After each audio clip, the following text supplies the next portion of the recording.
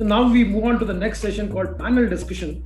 So in that we wanted infra experts, people who are thick and thin of the activity, by name Dr. Sanjay Gavkare, Mr. Milind Dhime, and Dr. De. So what we have done is we have done a structured discussion. So first I would have Dr. Sanjay Gavkare followed by Dr. Milind. Structured questions were put to them, and we will elucidate answers for that, 3 questions each.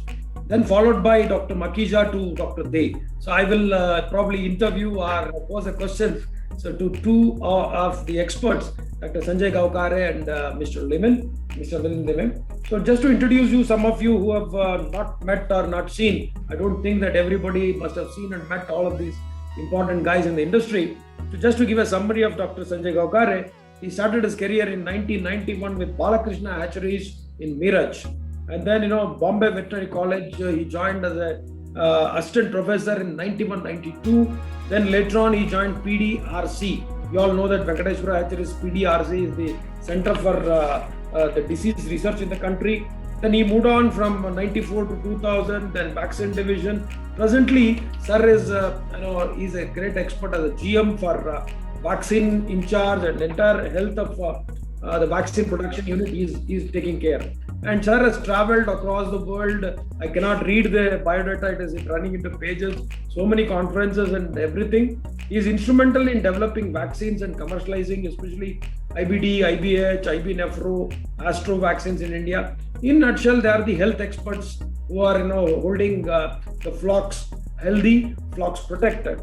So now let me come on to the panel questions which are structured. Thank you. Welcome, Dr. Sanjay Gavkare ji. So now the first question to Dr. Sanjay Gavkare is, how can we advance the research and development in poultry sector? Over to Dr. Sanjay. Thank you, Dr. Mahesh, Director CPOD, Dr. Vijay, all the senior infra members and distinguished attendees. It is really, when it comes to the research and development, firstly, in the developing countries, the first part should be identify the areas of the research. That should come first. Here, the diagnosis comes first. So when it comes to the diagnosis part, really what we saw in books, etc., there is no such, if it comes to the poultry health, there are no such disease patterns, set disease patterns right now we can observe. A lot of changes have been happening. So seeing is believing, it doesn't fit into this area, research area. When we see whatever we saw, it should be validated to the certain parameters and tests, and then we can see, yes, this is the problem. For example, take an IB. There is various courses of the IB. It is a respiratory problem, there is a kidney problem, then it comes to the respiratory issues. So there is changing pattern. Even if look at the pathognomic lesion, so-called pathognomic, most famous pathognomic lesion is the proventricular hemorrhages on the papilla. So it really comes into the ND also, it comes to the IBD also. So really, unless and until we take a lab confirmation, we should not recognize this problem. Once it is recognized, then it comes to the sample. Basic need is proper sample comes to the lab. Here, the training should be given to all the professionals. So right sample at right time at the right way. When we diagnose that with using the research most techniques and tools available with modern technology, then the tracking of that disease as well as the disease pathogen is very much immense requirement. Once we track this one, then we can formulate some research strategy out of that, and then the process come of the development. For this, I advocate here or suggest here, there should be a constant interaction between the researcher and the industry people. There is really lacking. And as Mukesh Ambani once said, data is the new oil. Here also the data is a new oil, where we lacking in processing the data. So whenever the lab confirms something, it should be authenticated, it should be reported. So there should be a proper surveillance system, monitoring system, and reporting system. Unless and until this system is in the place, we cannot make a policy out of that. That is the research priority. And whatever the current research driven areas are, so we need to track all these disease agents which are because of the husbandry practices. And that is one more important thing is we have to rely on whatever the ground reality, whatever our husbandry practices. Like we have a poor biosecurity then the multi-layer farming, etc. That has to be consideration to design a research program. And if you call for the research program as such, so there are distinct areas. We need to identify the different pathogens and changing nature and evolve the tools of combat. Thank you, Dr. Saab. It's a very good notion. I just want to give an insight. We were little, very, very intense in thinking of the research. I want to now show you how people are making money in the labs. I don't know how many of you have followed Lalpath Labs and Thyrocare and That's true. These three are going for IPOs, and 3,500 crore is the sale which Mr. Melupani did for Farm Easy. So diagnostics are the future. Corona has given us a lesson that how we can make it. So now the second question to Dr. Sanjay Gavkare sir is, how has the poultry health changed in past 5 years? What do you predict will happen in next 5 years? What was the past? As far as the health is concerned, we distinctly distinguish the changes that have happened in the past 5 years. So we experienced the apart from the AI, that is a different episode, we can deal with differently, but changing nature of the IB, changing even we can recognize the astro, which is the more common cell, which has converted to, we have a pathological lesions in the kidney. That has also, we have noticed. Then there are several changes has happened into the ND genotypes. So the common vaccines which are used decades were not efficient to combat the disease. So we need to have a genotypic based vaccine to be evolved. Then changing nature of the reovirus we have observed. Then recent most is the nature of the changing of the adenovirus, IBH particularly. We experienced the serotype 4. Now it has been 11. Then 8A, 8B, these are the changing nature of the diseases, and that we are tracking these diseases. And one needs to track all these changes, including the IBD also. Now, there are very virulent IBD cases are also seen. It is not a classical virulent, but it is a very, very virulent IBD also noticed. And the changing their genes, they are swapping their genes also, and respective immune response to this particular gene has to be again noticed into the laboratories. And if you consider for the feed as such, then optimizing the nutrient requirements has been noticed, and use of the xylanase is established even in the corn soya diet.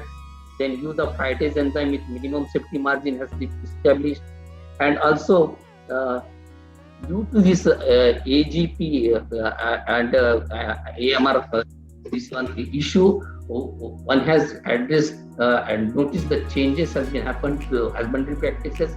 So we are more, and natural ingredients has been incorporated irrespective of drug itself.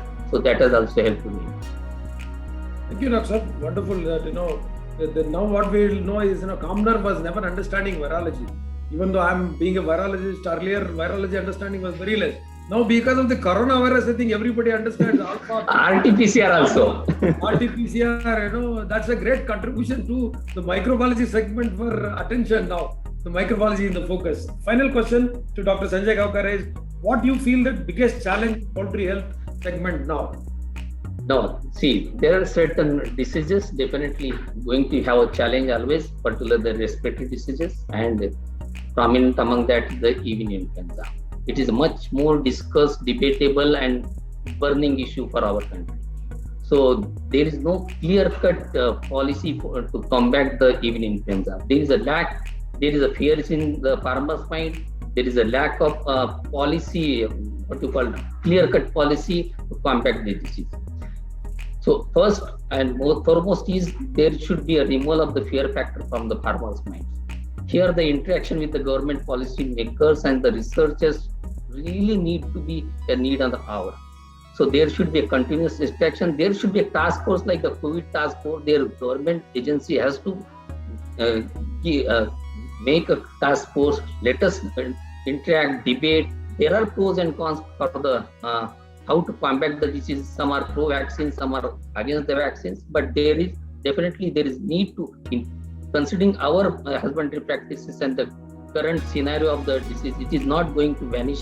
It will remain forever. Particularly, there should be a need to distinguish between the LPI and HPI. There should be clear-cut different policy to control the HPI as well as to control the LPI. And as far as the LPI is concerned, it is more endemic in nature.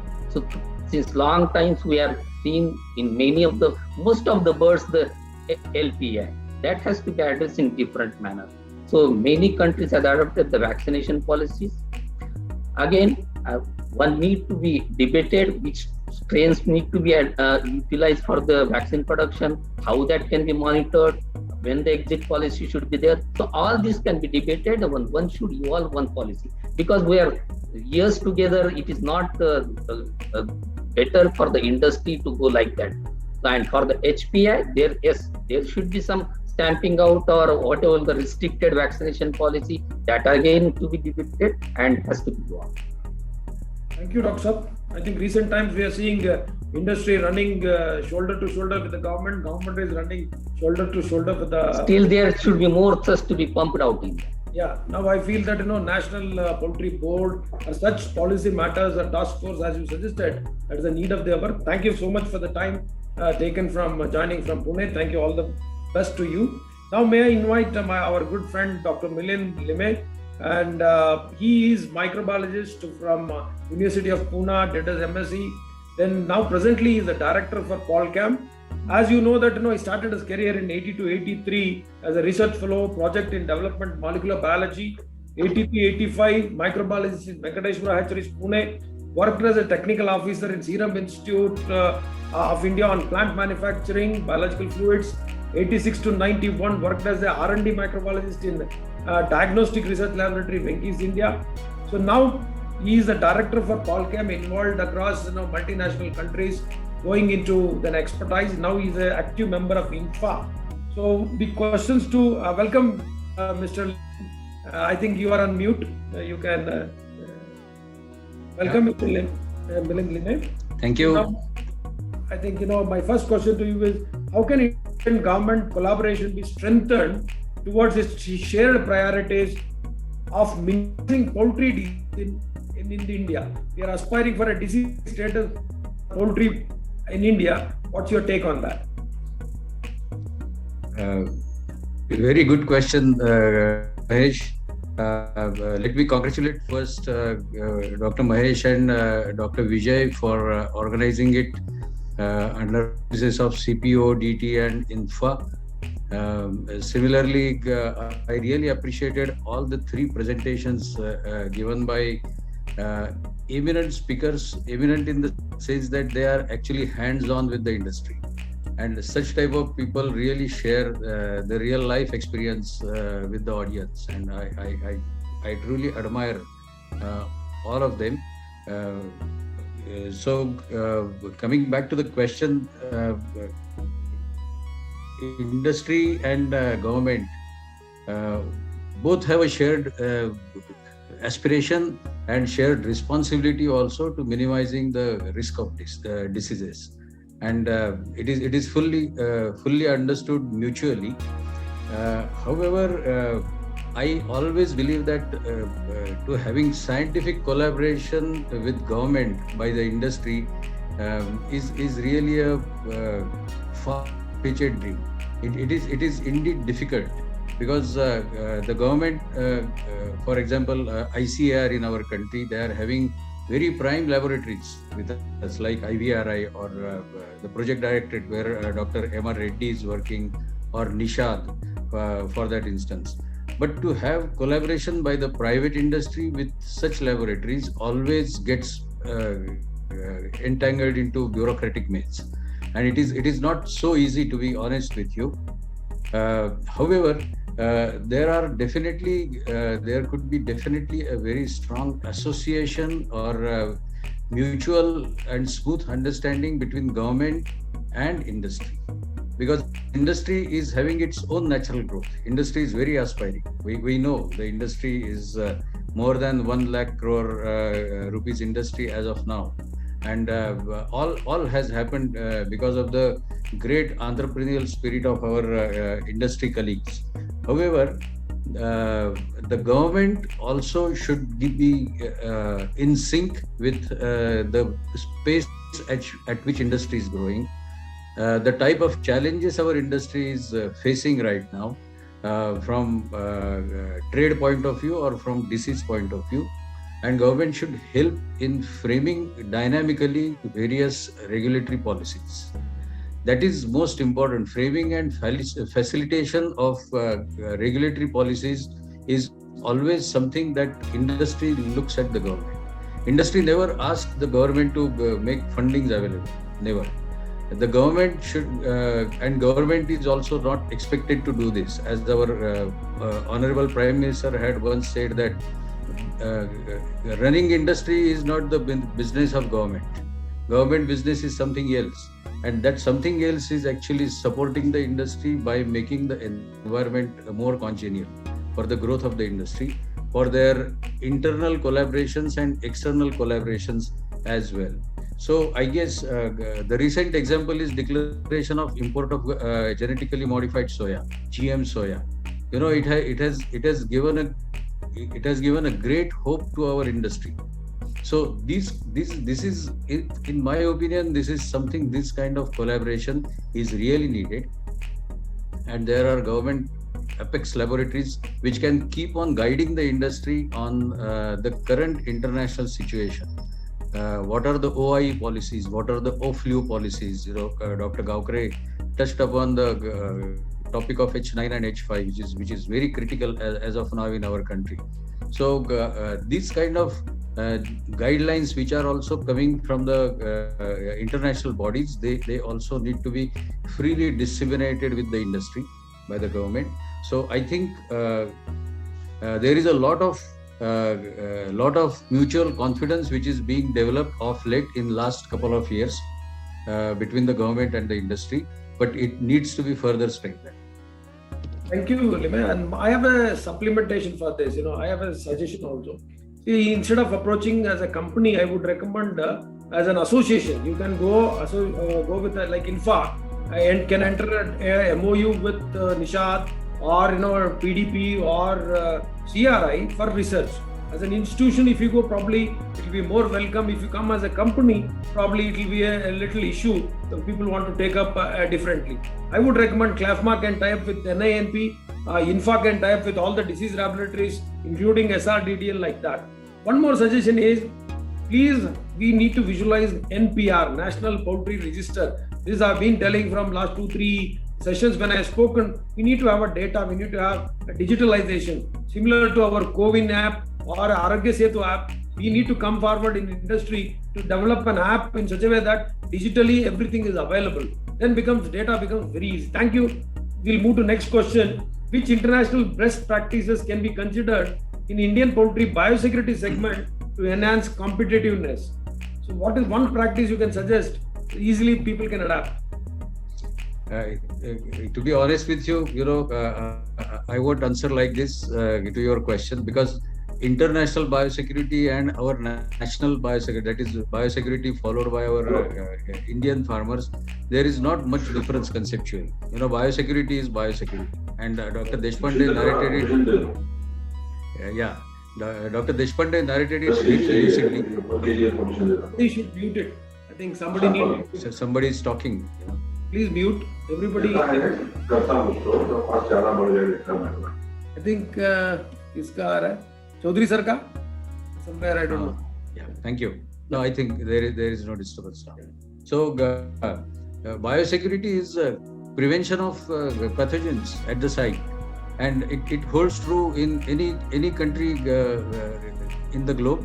The same holds true for our country. And Dr. Deshpande also said that when people say that you have a very poor biosecurity, it really hurts us.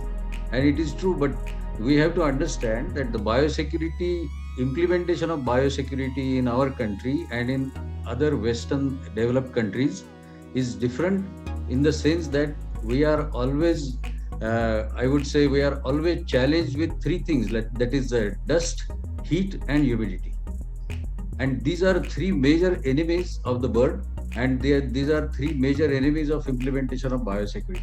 So we cannot really implement word to word the practices that are followed by Western world.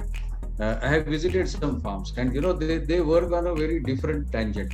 So we may not be able to do that, but what we can be doing is controlling the infection at our farm by various means which are suitable to our situation. You know, we are using tuna for the food bath, and it's not bad idea. You know, it is highly alkaline, and it definitely reduces load of viruses. So we have to. Indians are very creative, as we know, and we are very strong in doing jugards also. So by doing all those things, we can really in my opinion, you know, I have been studying biosecurity in our country for last more than 30 years, and what I have seen is that we are really very ingenious and very creative as far as doing biosecurity. We have developed different types of spray methods, we have developed different types of dipping methods, we have come out with different chemistries. Of course, we need to get modernized as the world is progressing. Our farming is becoming more and more intensive, so for that we must control. But the biosecurity practices internationally and in our country are not really very different, and I must say that we have to implement biosecurity. East-west direction and location of the farm, these things are beyond our control. But what is in our control is the control of air, control of water, control of the feed, all things decontaminated. That is most important. Rough calculation, I can tell you that for a broiler farm, per bird cost on biosecurity. The biosecurity now, I say it is a chemical disinfection mainly, and other measures like, you know, controlling stray birds and stray animals and so on. So water sanitation. So this will take somewhere about 0.8 to 1 rupee per bird, which is not very expensive considering the losses that we face due to diseases. In case of layers, it is up to 5 to 6 rupees, and in case of breeders, it is up to 8 to 9 rupees. These are all rough calculations which I am telling. They may vary from case to case, but you know, it is not very expensive thing. To implement biosecurity is not very expensive, and since it is not very expensive, we neglect it a lot. So we should stop neglecting. That is something which is very important, which may be the most important difference between developed economies and our economy, that we neglect cheap things. We neglect water because it is cheap. We neglect air because it costs no value. So we should stop neglecting such things and making our biosecurity more effective. So I think that should sort out our problem. Dr. Deshpande's presentation was very practical in that sense. Yeah. Thank you so much. The final one question is, what according to you is emerging opportunities for the young vets? So young vets graduating out, what they should look out for the emerging opportunities? I mean, I must say that they are lucky to born at their time and coming to this veterinary field at this juncture of time, which is just a green pasture for them. You know, there are numerous opportunities. I don't think I may be able to summarize all of them while I'm telling. Thanks for asking this question also. So everywhere our poultry is becoming internationally competitive at all aspects. You know, take as nutrition, take as disease control, take as general management, take as breeding. You know, we are becoming more and more competitive. The world is taking notice of our country. We are not just one of those small third world economies. We are being considered in different eyes. So opportunities are pouring now. You know, only thing is that we need to be more creative. So there are many emerging and re-emerging infections in our industry, and as we see, you know, Newcastle. So different genotypes are coming. You know, genotype 2 was the only thing long ago when we started in the industry, but now there is genotype 7, there is genotype 13, there are this and that, lot many things, different strains. IB, considering IB, there are variant IB strains which are more prevalent than the standard pathogenic strains. So there is definitely a need of doing scientific surveillance of these infections. there may be new infections like, H5. I won't say that it's a new infection. It's an old infection since 1996, as we know. 2006, as we know. However, we need to study it more. We need to understand it more. So we have a huge opportunity in doing that. Development of appropriate autogenous vaccines. Autogenous vaccines is not a new thing to us. Only we don't call it as autogenous vaccines in our country. But in real sense, if you look at the other countries, they really go for autogenous vaccines in big operations, not in small operations, but in big operations, because adeno is something which we are yet to answer, which we don't know the correct answer for this infection, as Dr. Gawkare was saying. So, do we have any good opportunity to develop autogenous vaccine? We can isolate those strains. We can characterize those strains. We can go to the molecular characterization and finding out what is the right suitable strain, which can be helpful for a particular small geography, not for the entire country. Our country is like a Europe, huge country, and we cannot have only one thumb rule for one country. We have different agroclimatic zones, and we should have a policy. We should have some research to be done locally also in different parts. Then user-friendly molecular sensors. Molecular diagnostics is another emerging field for our young veterinarians. So there are platforms with which you can have quick understanding in yes/no type, qualitative, not quantitative, quick understanding of the pathogen or the infection. When you look at the situation in the field, a veterinarian goes to the field and he is at loss to really pinpoint what is the primary cause of the infection.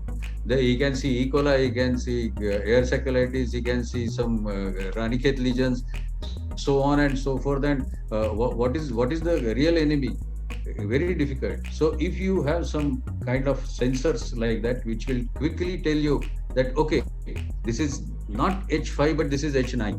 That's all. It will give you a lot of insight into that. And so these kind of molecular sensor platforms, that is another emerging thing. I think we should have it.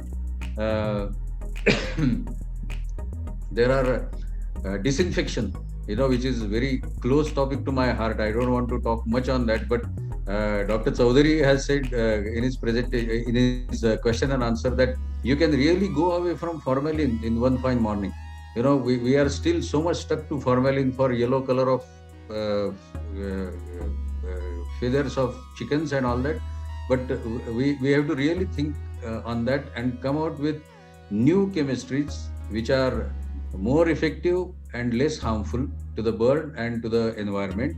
So that is another thing that is emerging. And digital technology. You have been a strong proponent of digital technology, and indeed it is. There is a big data analysis which is coming up for broiler integrators, for big layer farmers, to really process the data and to really understand what is our right policy to vaccinate, what to vaccinate, when to vaccinate, whether to vaccinate, all those things, what kind of disease management we should have in place. So all these things, there are many. I want to stop here. Young veterinarians are indeed lucky. I haven't seen luckier veterinarians than the new generation, particularly the millennials, who are coming to the industry looking like a day-old chick and just unable to figure out what is happening around. But it is really very exciting. Thank you. Thank you, Milind, for giving such a good insight. And now I don't know how many of you know that it is now Make in India and Made in India is being attracted, because Tata is entering into chip manufacturing. Because now I don't know how many of you know, all over the world we are only known for software and software as a service. Now we are entering into the third segment, which is manufacturing. Now the chips are only available in South Korea and Taiwan. They are the leaders. So now Tata is entering into India. So to show that we will be the world leaders now. As Milind said, chip making and those things are the wonderful things. I recently presented one video for how to dream to be an entrepreneur. Kindly watch that for the young veterinarians so that you get a lot of energy and a lot of money. The money is lot of money available. That's why I say that money ka dar nahi hai, India mein sab kuch ho jayega. So thank you. Now I'll just introduce Dr. Mahesh, I just wanted to add, at INFA, we have created within the INFA website, we have created a portal for carriers within the industry. So across, I think there have been very innovative thoughts have been given by Mr. Limay. But people can approach and it will reach out to across the industry and across the spectrum, whether it is poultry, companion animals, ruminants, aqua, plenty of opportunities available for the young veterinarians. So they can reach out to us and they can put in their profiles, and it will go to the respective. They can be accessed by all the leading companies. Very good idea. It's a very interesting. I just wanted to add on. You can ask someone. Vijay can type it in the chat box, the link, so that it becomes more popular. And we can announce it also. Vijay can announce it also. Right. Thank you so much, Mr. Vijay Tang. Now let me introduce Dr. Day and hand over to Dr. Vijay. Dr. Day is a well-known expert in the field of disease research, and he's presently CEO of Optiman International. He did a great job in Globian India Private Limited from 2007 to 2019, and he is the founder, former president and founder secretary for INFA. He worked with Venkateshwara Hatcheries as vice president in 2006, Hexton Intervet between 85 to 2005, and he started a journey of veterinary surgeon in the tribal areas of West Bengal of India. So multiple facets of experience and multiple area of coverage, and a very nice of you, sir. Now I'll hand over to Dr. Vijay Makhija for the panel discussion. Yeah, thank you, Dr. Mahesh, and it's indeed a pleasure for me to have this panel discussion with Dr. Day, who is the founder, member of INFA, and also the past president, plus also always a guide for the biological subcommittee and the biosecurity subcommittee within INFA. So, Dr. Day, the first point we wanted to learn from you, how the technologies can be utilized better for the growth and efficiency within the poultry health segment. Yeah. Good afternoon, Vijay, and to all the audience. Thanks, Dr. Mahesh, for organizing this wonderful session today. I think technology is always spoken about. We started the morning discussion informally about technology, that since we are here from multiple locations, that is the courtesy of technology. In the poultry industry, I would say technology should come from product development, process development, API, drug delivery systems, because in healthcare system, now India is a kind of one of the leading poultry market, and technology is required to develop a cost-effective solutions. Now we have seen products like transgenic vaccines, platform technologies, all these things are there is there today, tomorrow. Technology can be used for drug delivery system. However, having said that, the challenge is how to use this technology, more so biotechnology, how to make the vaccines available for the mass. That is one part. Second thing, we realize the importance of technology. Here I'll talk about process development and drug delivery system when it comes to API. The Galwan crisis, and prior to that the Bhutan crisis with China, that really shaken the base that even without fighting with China, India is vulnerable, because in not only India, the world, almost 70% or maybe more, the world is dependent on a single country, China. Now, when it comes to API, when it comes to vitamins, it is not a rocket science, but question is that process development. Now, in fact, INFA was actively engaged, and INFA is still actively engaged with the Ministry of Agriculture, DADF, for the Atmanirbharta project, that how can we encourage Indian entrepreneurs, Indian investors to produce all the APIs? And we can collaborate with IITs to have a better process development, make a more cost effective, least polluting. The manufacturing base has gone to China from Europe and USA, and partly from India, because we are not cost effective. So I think this is the way technology can help, either from the vaccine development, from pharmaceutical API development. This is how technology can play a crucial role for the poultry industry today and tomorrow. Yeah, Thanks, Dr. Day, for sharing these insights. The next one to you is, Dr. Day, could you please talk about, you have been an integral part of the biological subcommittee of INFA for so many years. So how the members of biological subcommittee are making a difference into the overall poultry health segment? Yeah. Now, Vijay, as you can see, INFA was an idea collectively by the people from the animal health industry. And today we talk about ease of doing business in India since 2014 or onwards, after this India One government came. However, if we recall, the ease of doing business in our sector was conceived at India. The very purpose of creating subcommittees is that what is biological subcommittee or subcommittees for that matter? Now, biological is a very complex process of regulations. Now you have to involve state FDAs, central drug standards control organizations, Indian IP, Indian Pharmacopoeia, IVRI. There are 6 or 7 agencies involved in licensing, and there are different stakeholders from state biological manufacturers. They also need to have regulations. Private manufacturers in India, importers. Now what happens? Now there are multiple issues. Manufacturers has an issue. Importing companies have some issues, government companies have some issues. Now, what INFA did with the help of this biological subcommittee, tried to identify the common issues. Now, there are some individual company specific issues. X company has an issue, they can always go to government. But broadly, what INFA did with the stakeholders, we have been able to reach all the regulators, policymakers with the highest degree of credibility. I think this journey of maybe 9 or 10 years of INFA has seen that so many, like one of the huge development is the veterinary vaccine guideline. Today everything was viewed from the Indian pharmaceutical industry standard. Now we are so proud that veterinary vaccine guideline is created.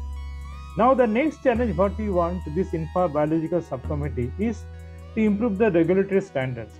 Now, what I think, as Dr. Mahesh told, that being a virologist, he has not dealt virology once, but Corona has made him, I think so for most of us, and let me tell you that with my experience in Middle East, Africa, Indian vaccine manufacturers are widely regarded, and you have seen how countries are seeking vaccine from Serum Institute or Bharat Biotech.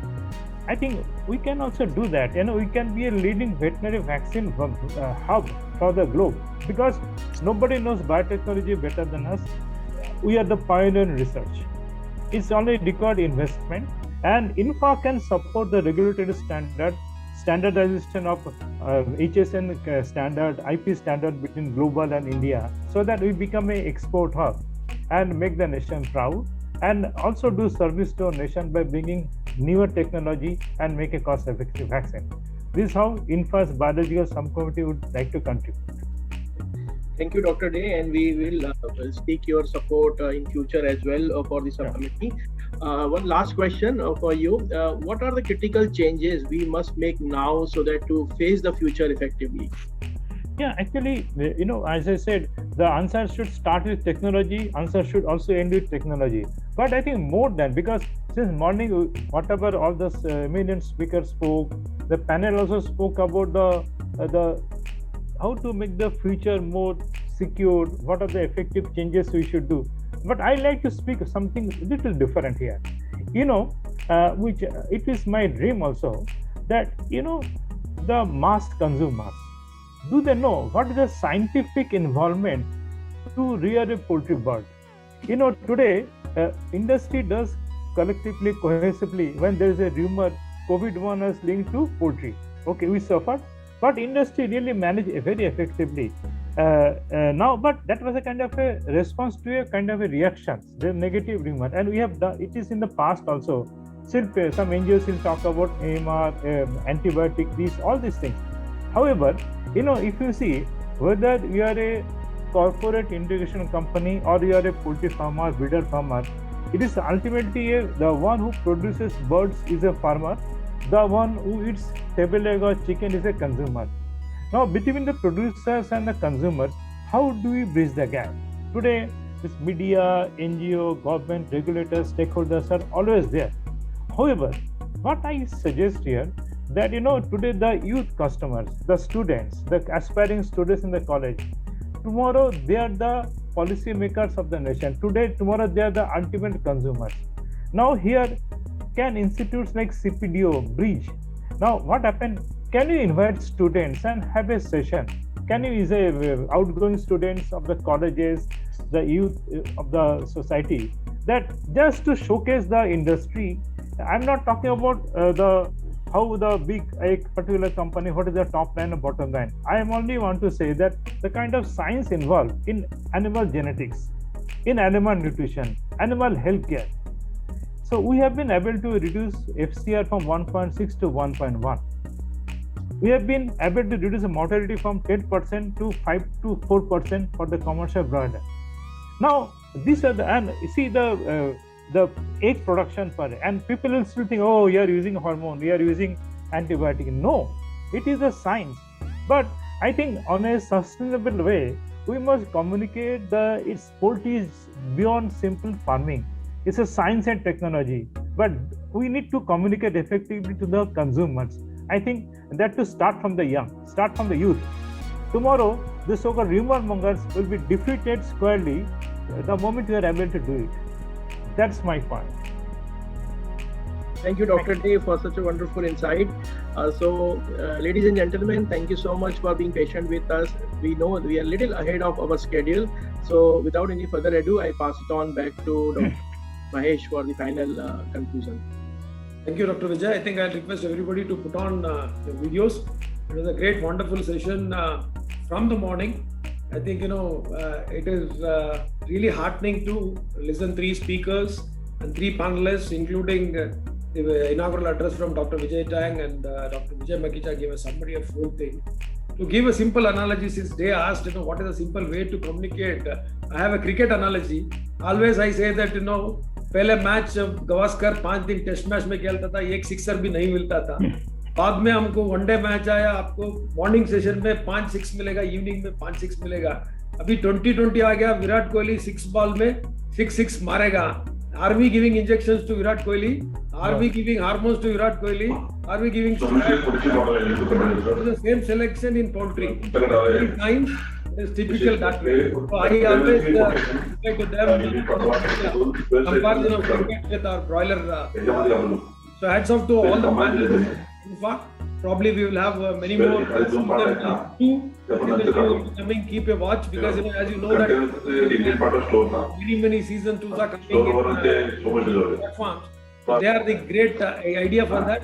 We will continue to have many more. Now I request my colleague, my team member, CPDO team member and lead, Mr. Anwar Basha, to propose a formal vote of thanks. Thank you, sir. Thank you very much.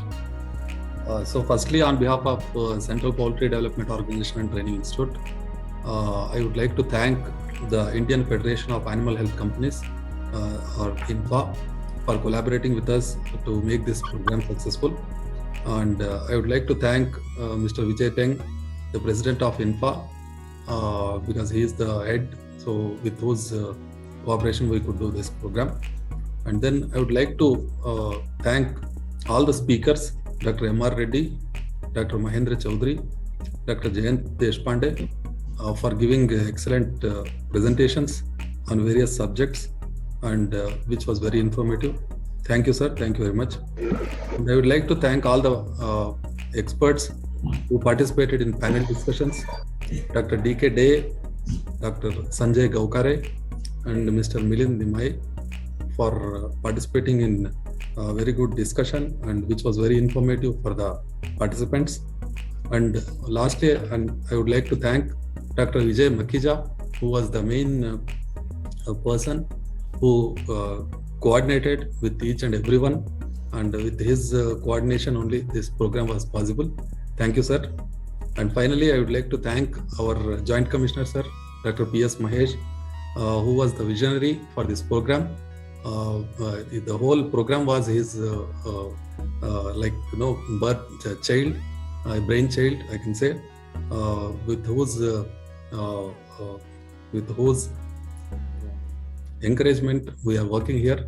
And finally, I would like to thank all my colleagues and staff of CPDO and PI And finally, last but not the least, I would like to thank all the audience from across the country who have joined through Zoom links and also from YouTube, and who have interacted very well with the experts through their questions.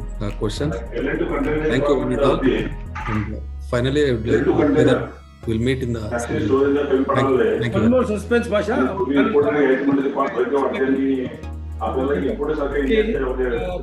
Some disturbance is there. To give a commemoration of this event, I planned a suspense that I think he will reveal. Kindly I request Basha to share the screen. Yes, sir. Sanjay Kavkar, sir. Noise आ रहा है. So this is as a suspense for you all. To commemorate this event, we are planning something on behalf of CPDO TI and Government of India. We'll just see in a moment. I think he'll share his screen. Thank you very much, everybody. That it's a great honor to get associated with institution. I think we are doing a lot of training programs for officials. We are doing a lot of training programs for rural folk, entrepreneurs, foreign nationals. We have our app also, CPDO on TI training. So that is a great app. You can see 50 documented videos of 10 minutes and 20 minutes. Even today's event will be cataloged because nobody will have patience to listen from 10:30 to now. What we do is we divide them and to make into small capsules. Maybe in a day or two will be loaded into our app. So somebody want to watch only MR Reddy, they can click on MR Reddy's video and see that. Sanjay Kavkar sir or like that, everybody's video will be cataloged and will be uploaded into our app. CPDO TI app you can just download in Google Play Store, which is available. Ashaji, could you able to do that? Yes, sir. I have tried. I don't know. So I'll reveal the secret. This is nothing but a memento of all the participants who have done. So neatly done a memento in a panel frame, glass frame, which will be dispatched to you by post. It will reach you in a day or two. So the way you can see here, I can span my camera. You can see these are the wall of fame. So such mementos we have created for the past event. So this is the wall of fame for poultry here in my room. The same memento earlier we are not given to others. Now I got an idea. So why can't we create a memento to you also in your back room? So that memento will be given to all the speakers, all the panelists, including the president and the organizing secretary. So Basha is trying to show it. Any Meanwhile, Dr. Mahesh, we are really thankful for this kind gesture. On entire behalf of INFA, I'd like to thank you for this thoughtful gesture. Yeah, I think now it has come on the screen. You can see this will be your memento framed and it will reach you very soon for all the speakers and the panelists. This is a gesture from Government of India, CPDO TI. Thank you all. I can take final comments from each one. You can speak 1 minute each. You can 1 second or 10 seconds. Dr. Mahesh, I would like to say special thanks to our President Vijay Tang for supporting this entire collaboration and all the biological subcommittee members who worked so hard for the organization of this event, plus our INFA managing committee who has been always a mentor and guide to us for all our activities. So, and all the INFA members are supporting for this initiative. Thank you. Any comments from Mr. Vijay Tang? Yeah. I think it has been a wonderful, very exciting session, and I see there will be a lot of churning out of this session. Some thoughts will come, some collaborations will come, some research idea or some student coming forward. These platforms are wonderful, and they are all spread across the mass, and I'm sure that something beautiful will come out, and we should continue such interactions for the future. And thanks to all my colleagues from the industry as well as from your organization who have been very, very supportive. Thank you very much. Yeah. Any other comments from anybody? I think this is a good platform to meet all of us virtually, and we can interact and we can in fact plan for future things, what is essential for the industry, and we can deliberate on that. Sanjay ji, Sanjay Kavkar. I think you are mute. Aapka mute ho gaya. Yeah, and excellent deliberation with all the presenters as well as among the panel members also, and insight from you also. So definitely such programs should be continued to have proper interaction with all the professionals, and definitely the more research topic to be generated and the solution to these recent most and what you call the practical problems could be evolved in such interaction. And maybe the informed body as well as all the serious people can have opinion makers present to the industry, have policy decisions, and which will help to the industry. Thank you, Dr. Emareddy Garu. Quick remarks, anything? Yeah, it's a very good initiative, sir. Actually, in collaboration with the industry, I think this is really a good initiative and it will continue further. And I think topics chosen also, I think they're more practical and useful to the industry. So I think more such sessions may be arranged. And it's really an excellent, wonderful session. Thank you. Dr. Day, please. Yeah. Thank you. I mean, I have already posted a message in our group. I know, that's why I'd like to do it more, probably at the premises of CPDIT, and probably like to engage with the students or any other form, whatever you feel. Definitely we'd like to speak on relevant topics and try to communicate the message. And it's just not, one time. We'd like to do it a continuous process and organizing something more and more with you. It's a beginning. Finally, Milind Limeji. Thank you very much. It has been a wonderful event, and looking at the audience, I really appreciate the audience because still there are 83 participants, and we had gone past 200. So this is really a 223 was the highest. 223. Yes. 2003, no? 223. Fantastic. So this is actually the litmus test for our success, and I think we are successful in that. And I look forward to have this kind of interactions, which are very close to the industry, which are very applicable to the industry. Thank you very much once again, INFA and CPDOTI. Thank you. Thank you all. I think this recording will be uploaded in YouTube. Looking forward for season 2. Any quick comments last from Vijay Makija, who is the pillar for the organizing and preparing for the season 2? Yeah, sir. The season 2 already we have started collaborating with our biological subcommittee members, and we have our veteran and mentor Mr. Vijay Teng already supported it. So we'll be soon announcing the season 2 in coming weeks. So thank you so much. Thank you all. Have a good day. Thank you. हर रोज 2 अंडा 3 बार मुर्गी, हर रोज 2 अंडा 3 बार मुर्गी, हफ्ते में आपका protein मिल जाएगा. So please do like that. Great. All the best. Thank you very much. Thank you. Thank you. Safe. Thanks. Thank you.